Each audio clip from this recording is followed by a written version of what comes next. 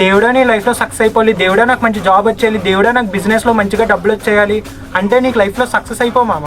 దేవుడే లైఫ్లో అన్నీ చేసేస్తాడంటే ఇక్కడ మనం స్కూల్కి కాలేజీలకి వెళ్ళాల్సిన అవసరం లేదు మామ. ఉదయం నుంచి సాయంత్రం దాకా గుళ్ళలోని చర్చిల్లోని మసీదులోని కూర్చుంటే సరిపోద్ది.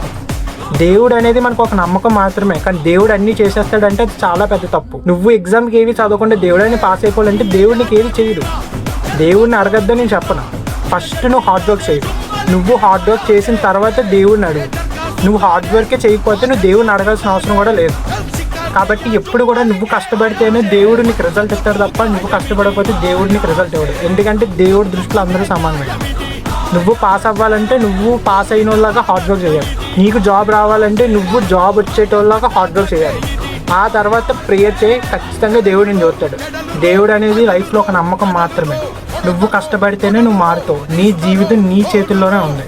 వీడియో నచ్చితే ఒక లైక్ చేయి. ఇలాంటి వీడియోస్ కోసం ఫాలో చేసుకో. నీ మైండ్ సెట్ని నేను మారుస్తాను.